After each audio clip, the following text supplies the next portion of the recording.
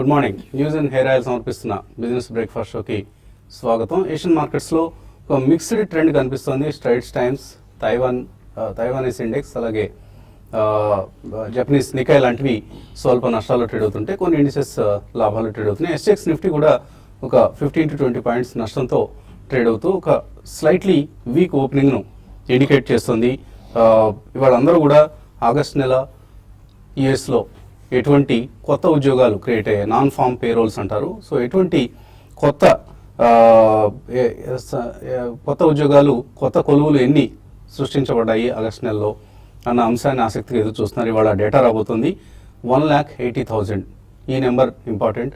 So 1,80,000 jobs కనుక యుఎస్లో writers pole ఇది కొత్తగా ఆగస్ట్ నెలలో ఉద్యోగాలు వచ్చాయి అన్న అంచనా కనుక నిజమైతే బహుశా సెప్టెంబర్లో ఈ నెలలో జరగబోతున్న ఫెడరల్ రిజర్వ్ మీటింగ్లో జానెట్ ఎలెన్ బహుశా వడ్డీ రేట్ల పెంపుకు సంబంధించిన నిర్ణయం తీసుకోవచ్చు అనే ఒక అంచనా మార్కెట్స్లో ఉంది. అందుకనే ఈ ఆగస్ట్ నెల జాబ్స్ డేటా కోసం markets, global markets, in fact not just US markets, global markets ఆసక్తి చూస్తున్నాయి. ఒకవేళ వడ్డీ రేట్లు పెరిగితే ఇన్స్టిట్యూషనల్ బిహేవియర్లో చాలా మార్పులు చోటు చేసుకుంటాయి. కాబట్టి ఇది ఒక కీలకమైన డేటాగా మనం భావించవచ్చు. సో ఆ డేటా ఇవాళ రాత్రికి వెలువడబోతుంది. అండ్ మన మార్కెట్స్ విషయానికి వస్తే ఇటు గ్లోబల్ అన్సర్టెనిటీ కొద్దిగా ఉంటే లాంగ్ వీకెండ్ కోసం మన మార్కెట్స్ సిద్ధమవుతున్నాయి. సో సోమవారం వినాయక చవితి సందర్భంగా మార్కెట్స్ సెలవు కాబట్టి అందరూ కూడా కొద్దిగా ఇవాళ లైడ్ బ్యాక్ పొజిషన్స్ తీసుకునే అవకాశం ఉంది. సో డొమెస్టిక్గా మనం చూస్తే ఫారిన్ ఇన్స్టిట్యూషనల్ ఇన్వెస్టర్స్ సెల్ చేశారు నిన్న. సో అనుకోకుండా ఇదేదో అనుకోకుండా జరిగిన పరిణామం కాదు. రిలయన్స్ జియో వస్తోంది అని అందరూ ఎప్పటి నుంచి ఎదురు చూస్తుంది. అదేదో నిన్న ఏజిఎం సందర్భంగా ముఖేష్ అంబానీ చాలా అగ్రెసివ్గా వాయిస్ కన్వర్జేషన్స్ మొత్తం మనం ఫ్రీగా మాట్లాడుకోవచ్చు ఫోన్స్లో, డేటాకి మాత్రమే ఛార్జ్ చేస్తాం, అది కూడా ఇప్పుడున్న డేటా ఛార్జెస్లో 1/3 రేట్కే మేము డేటా ఆఫర్ చేస్తాం అంటూ చాలా ఒక రెవల్యూషన్ను తీసుకొచ్చే ప్రకటన చేయటం నిన్న మార్కెట్స్ మీద ప్రభావం చూపించింది. సో ఈ నేపథ్యంలో భారతీయ ఎయిర్టెల్ కావచ్చు, ఐడియా సెల్యులర్ కావచ్చు, ఇటువంటి కౌంటర్స్లో నేను ఎఫ్ఐఎస్ సెల్లింగ్ చేశారు. భారతీయ కౌంటర్లోనే 700 crores వర్త్ స్టాక్స్ వాళ్ళు అమ్మడం జరిగింది డెలివరీ బేసిస్లో. అలాగే ఐడియా సెల్యులర్లో ఒక 200 కోట్ల రూపాయల సెల్లింగ్ జరిగింది.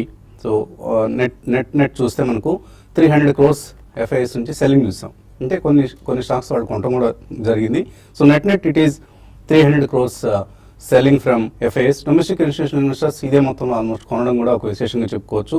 సో ఈ నేపథ్యంలో నిన్న ప్రత్యేకించి టెలికామ్ స్టాక్స్, అలాగే చాలా large cap stocks and mid cap స్టాక్స్లో ప్రాఫిట్ బుకింగ్ చూసాం.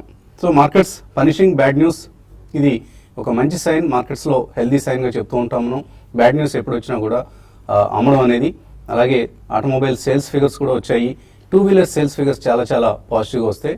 లైక్ హీరో మోటోకార్ప్ కావచ్చు, టీవీఎస్ కావచ్చు, ఇలా 2-wheeler ఆటో సేల్స్ నెంబర్స్ పాజిటివ్గా వస్తే మీడియం కమర్షియల్ వెహికల్స్ సెగ్మెంట్లో ఉండే టాటా మోటార్స్ లాంటి కంపెనీస్, అలాగే అశోక్ లేలాండ్ లాంటి కంపెనీస్లో మనం నెగిటివ్ సేల్స్ చూసాం, నెగిటివ్ గ్రోత్ చూసాం. ఈ మేరకు ఆ స్టాక్స్లో ఇవాళ కరెక్షన్ వచ్చే అవకాశం కూడా మనకు కనిపిస్తుంది. సో మేబీ 2-wheeler స్టాక్స్ పాజిటివ్గా, 4-wheeler stocks like Tata Motors, Ashok Leyland నెగిటివ్గా ట్రేడ్ అయ్యే అవకాశాలు ఉన్నాయి. నిఫ్టీ విషయానికి వస్తే మాత్రం 85-50 పైన ట్రేడ్ అవుతున్నంత కాలం ఎటువంటి ఢోకా లేదు, భయపడాల్సిన అవసరం లేదు.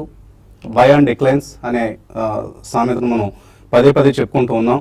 సో మార్కెట్స్ కొద్దిగా ఇక్కడ హెడ్జ్ కాలేదు కాబట్టి గ్లోబల్ సెల్ ఆఫ్ ఇంపాక్ట్ ఏదైనా వస్తే అది మన మార్కెట్స్ మీద కూడా షార్ట్ టర్మ్లో కొంత ప్రభావం చూపించవచ్చు. అదర్వైజ్ మార్కెట్స్ ర్యాలీ కొనసాగుతుంది. అండ్ నెక్స్ట్ 5 yearsలో ఒకవేళ ఎవరికైనా ఇండియన్ ఎకానమీ పట్ల ఏమాత్రం నమ్మకం ఉన్నా కూడా జస్ట్ బై స్టాక్స్. సో వచ్చే 5 ఏళ్లలో ఇండియన్ ఎకానమీ సైజ్ ఇప్పుడున్న $2 trillion నుంచి $3 to $4 trillion వెళ్తుంది అని నాలాగా మీరు కూడా నమ్మితే మార్కెట్స్లో ఇన్వెస్ట్ చేస్తూనే ఉండండి. Continue to buy good quality stocks, cement stocks for instance. So Indian growth స్టోరీని కనుక మనం నమ్మితే ముందుగా లాభపడేది ఎవరు ఉంటారండి? Cement companies. సో రోడ్లు వేసుకుంటాం, మనం ఇన్ఫ్రాస్ట్రక్చర్ ప్రాజెక్ట్స్ బిల్డ్ చేస్తాం. ఢిల్లీ ముంబై ఇండస్ట్రియల్ కారిడార్ లాంటి ఆ ప్రపంచంలోని అతిపెద్ద ఇన్ఫ్రా ప్రాజెక్ట్ని మన ప్రభుత్వం అమలు చేయబోతోంది. $90 billion ప్రాజెక్ట్ ఇది. అలాగే స్మార్ట్ సిటీస్ రాబోతున్నాయి. వీటన్నిటికీ కూడా ముందుగా అవసరమయ్యేది బస్తా సిమెంట్. సో సిమెంట్ ప్రైసెస్ పెరుగుతూనే ఉన్నాయి, ధరలు పెరుగుతున్నాయి. ఆ ధరల విషయం ఎలా ఉన్నా కూడా డిమాండ్ విపరీతంగా పెరిగిపోతుంది. అందుకనే మనం లాస్ట్ 1 yearలో చూస్తే కనీసం 5 లార్జ్ క్యాప్ సిమెంట్ స్టాక్స్ రెట్టింపు కంటే ఎక్కువ లాభాన్ని ఇచ్చాయి. 15 స్టాక్స్ 50% కంటే ఎక్కువ రిటర్న్స్ ఇచ్చాయి. So buy ACC or Heidelberg or Dalmia Bharat or whatever cement company that you can find. Sugars prices just double అయితేనే మార్కెట్స్లో షుగర్ స్టాక్స్ 1000%, 1400% పెరిగాయి. సో అటువంటి స్టోరీ కాదు ఇది. This is a domestic story, cement story అనేది. So buy cement stocks, buy good quality infra stocks like కన్స్ట్రక్షన్లో ఉన్న companies కావచ్చు. ఇటువంటి కంపెనీస్ అన్ని, ఇటువంటి స్టాక్స్ని మనం కొనుక్కుంటే మార్కెట్స్లో ఇబ్బడి ముబ్బడిగా రిటర్న్స్ వస్తాయి. అండ్ ఒక మాన్స్టర్ ర్యాలీస్ని మనం భవిష్యత్తులో చూడబోతున్నాం. ఎవరికి మార్కెట్స్ పట్ల ఎటువంటి అపనమ్మకం అవసరం లేదు. సో చాలా చాలా బులిష్గా ఉండాల్సిన సమయం ఇది. చిన్న చిన్న డిప్స్ వస్తున్నప్పుడు ధైర్యం చేజారిపోకుండా అందరూ కూడా ధైర్యంగా మార్కెట్స్లో అగ్రెసివ్గా ఇన్వెస్ట్ చేయాల్సిన సమయం ఇది. It's good for your family. Markets పరిస్థితి గురించి మాట్లాడేందుకు మనతో ఎనలిస్ట్ సిద్ధంగా ఉన్నారు. సో ఒక వీకెండ్ మన ముందు ఉంది, లాంగ్ వీకెండ్.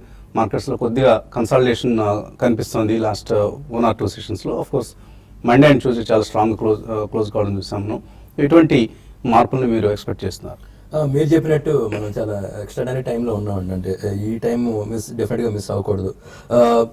ఇది లాంగ్ వీకెండ్ కాబట్టి మీరు అన్నట్టు వాళ్ళు కొద్దిగా ట్రేడింగ్ వాల్యూమ్స్ కూడా డల్గానే ఉండొచ్చు, మార్కెట్ కూడా రకంగా సైడ్ వేస్ ఉండొచ్చు. ఎందుకంటే ఏషియన్ మార్కెట్స్ కూడా పెద్ద ట్రెండ్ ఏం చూపించట్లేదు కాబట్టి మనం ఒక రకంగా సైడ్ వేస్లో ఉండొచ్చు. ఇక మార్కెట్ విషయానికి వస్తే ఇక స్పెసిఫిక్ స్టాక్స్ అనుకుంటే మంచి కంపెనీస్ చూస్ చేసుకోవడం చాలా ఇంపార్టెంట్. ఎందుకంటే దాంట్లో ఈ మధ్య 1 month 2 months 10%, 20% ర్యాలీస్ రావడం చాలా స్టాక్స్లో చూస్తున్నాం. ఇదే మన మహీంద్రా హాలిడేస్ అని ఒక స్టాక్ ఒకటి డిస్కస్ చేసాం ఈ ప్రోగ్రామ్లోనే. సో అది అరౌండ్ 400 నుంచి 500, 520 అంటే 10-20% చాలా ఈజీ అయిపోయింది అనమాట. ఆఫ్ కోర్స్ ఒక్కోసారి ఎంత ఈజీ అయిపోయినా కూడా కొద్దిగా రిస్క్ పెరుగుతూ ఉంటుంది. But at the same time in fact mid caps out performance రాబోయే రోజుల్లో కూడా కొనసాగబోతుంది. తప్పకుండా మంచి మిడ్ క్యాప్స్ అదొకటే దృష్టిలో పెట్టుకోవాల్సింది. అంటే మరీ హై డెట్ ఉన్న కంపెనీస్, లేదంటే ప్రమోటర్ షేర్ ప్లేట్స్ ఉన్న కంపెనీస్, మరి పెన్నీ స్టాక్స్ అటువంటి జోలికి వెళ్లకుండా ఉంటే మనకి డెఫినెట్గా రిటర్న్స్ చాలా వచ్చే అవకాశం ఉందండి. ఎవరికైనా కొద్దిగా ఇప్పుడు ఏదైనా స్టాక్ ఐడియా అనుకుంటే అపార్ ఇండస్ట్రీస్ అని ఒక కంపెనీ మనం ఇప్పుడు రికమెండ్ చేస్తున్నాం అండి. అపార్ ఇండస్ట్రీస్ ఇంజనీరింగ్ సెగ్మెంట్లో మంచి కంపెనీ. సో ఈబిటా బాగుంది, తర్వాత ఓవరాల్గా రిటర్న్ రేషియోస్ బాగున్నాయి, ఈబిటా మార్జిన్ అది బాగుంది. అదొక స్టాక్ ఇంట్రెస్ట్ ఉన్నవాళ్ళు అదొక చూడచ్చు.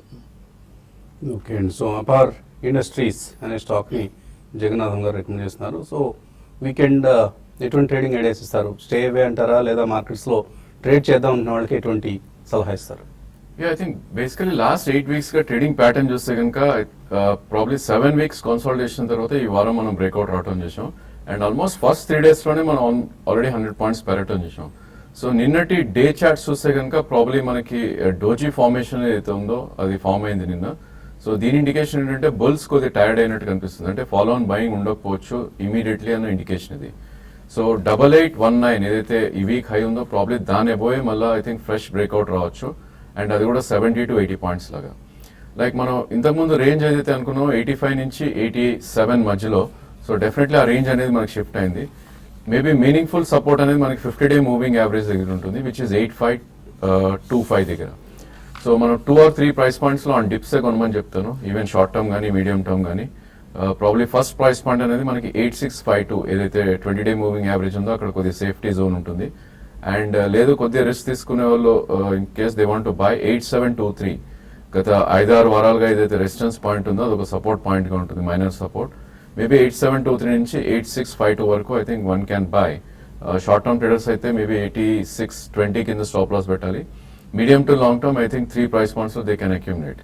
ఎందుకంటే నెక్స్ట్ 2 to 3 monthsలో ప్రాబ్లీ లైఫ్ టైం హై అయితే ఉందో 9119 అక్కడ దాకా వెళ్ళే ఛాన్స్ ఎక్కువ కనిపిస్తుంది.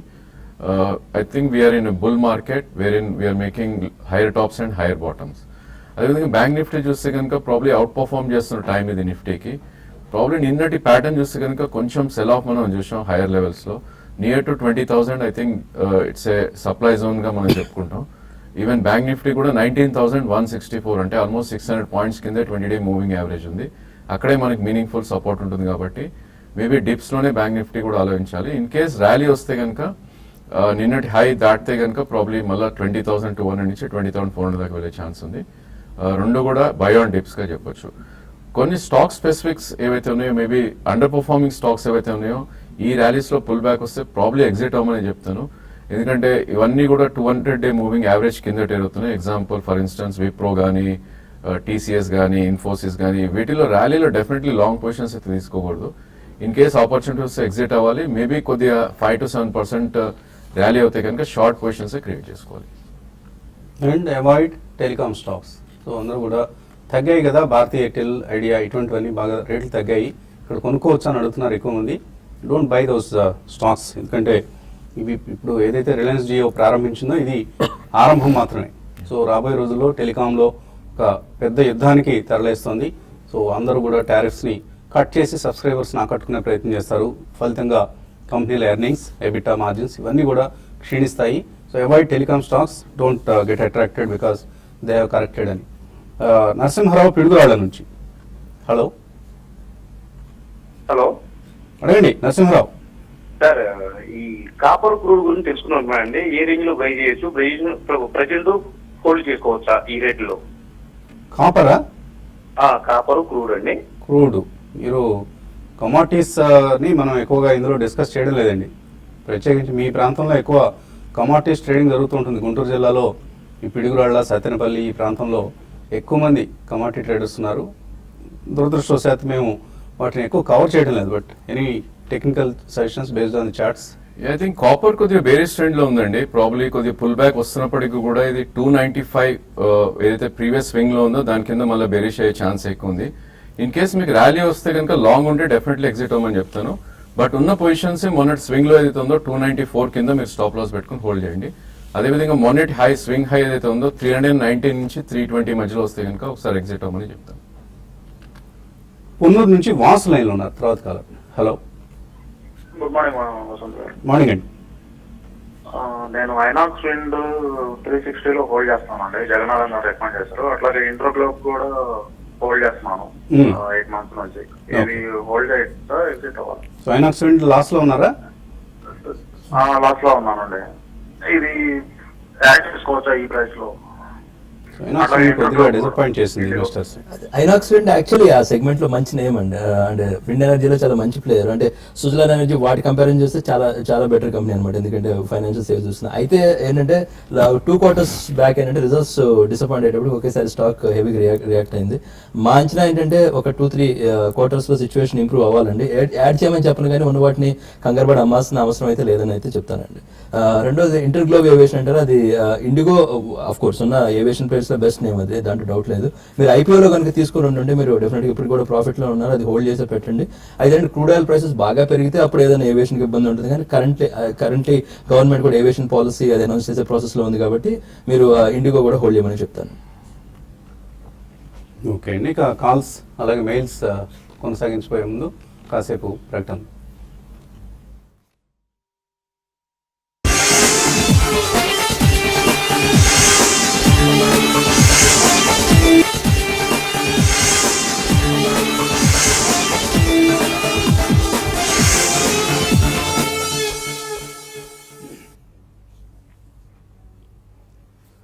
Amphi association of mutual funds in India, AMFI సమర్పిస్తున్న బిజినెస్ బ్రేక్ఫాస్ట్ షోకి తిరిగి స్వాగతం.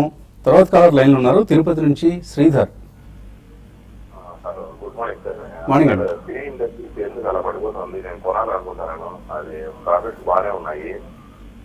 ఏ కంపెనీ? తర్వాత మళ్ళీ సిమెంట్ కంపెనీ పేరులో ఏది ఈక్విటీ తక్కువ ఉండేది, మంచి ప్రాఫిట్స్ ఉంది, 2 కంపెనీలు సార్. ఈక్విటీ తక్కువ ఉండి బాగా ప్రాఫిట్స్ వస్తూ బ్రహ్మాండమైన కంపెనీ ఏది అంటారు. సో ఫస్ట్ అడిగిన కంపెనీ ఏది మీరు? కిరీ ఇండస్ట్రీస్ 400 నుంచి అది పడిపోయింది కదా, కిరీ, 280 వరకు వచ్చింది. అది ఏ రేట్ లో కొనొచ్చు? ఓకే. సో అలాగే సిమెంట్లో మీకు వాల్యూ ప్రైస్ ఎక్కువ ఉన్నా పర్లేదా, మళ్ళీ 100 రూపాయల కంటే తక్కువ ఉండాలి షేర్ ప్రైస్?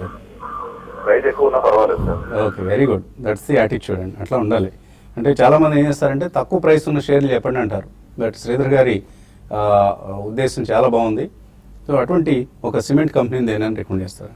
కిరి అయితే ఇప్పుడు డెఫినెట్గా వద్దని అవాయిడ్, ఇదివరకు కూడా మనకు ప్రోగ్రామ్స్ చెప్పినట్టే ఉన్నామండి అవాయిడ్ చేయమని. సో ఇది వచ్చి సిమెంట్ కంపెనీస్ వచ్చేటప్పటికి ఏంటంటే మనకిప్పుడు చాలా డిమాండ్ వచ్చే అవకాశం ఉంది. ఏంటంటే ఇప్పుడు ఈ అమరావతి కన్స్ట్రక్షన్ ఏరియాలో మనకి ఆ ఏరియాలో ఉన్న ఏంటంటే కేసీపీ సిమెంట్ అదొక కంపెనీ బాగుండొచ్చు. ఎందుకంటే డిమాండ్ డెఫినెట్గా, ఎందుకంటే సిమెంట్ ఏమవుతుందంటే దూరం నుంచి ఉన్న ఫ్యాక్టరీ నుంచి తీసుకోవాలంటే లాజిస్టిక్స్ కాస్ట్ ఎక్కువైపోద్ది. అది రీజనల్ బిజినెస్ అయిపోద్ది అనమాట. రీజనల్ బిజినెస్ కంటే కేసీపీ డెఫినెట్ గా అడ్వాంటేజ్ తీసుకునే బిజినెస్. ఇక లార్జ్ క్యాప్స్ అంటారు, ఇక అంబుజా వాటి ఏం తీసుకుని ఓవరాల్ గా సిమెంట్ డిమాండ్ వచ్చినప్పుడు అడ్వాంటేజ్ వస్తుంది. మీరు రీజనల్ ప్లే చేసుకుందాం అనుకుంటే మన ఆంధ్ర బేస్డ్ ఏదైతే ఉందో ఆ cement company better. So my top choice is UltraTech, of course industry leader, and Dalmia Bharat, OCl, ఇటువంటి కంపెనీస్ని మీరు తగినప్పుడల్లా అక్యుములేట్ చేసుకుంటూ వెళ్ళొచ్చండి. సో మీకు ఏమైనా టెక్నికల్ అట్రాక్టివ్గా అనిపిస్తుందా?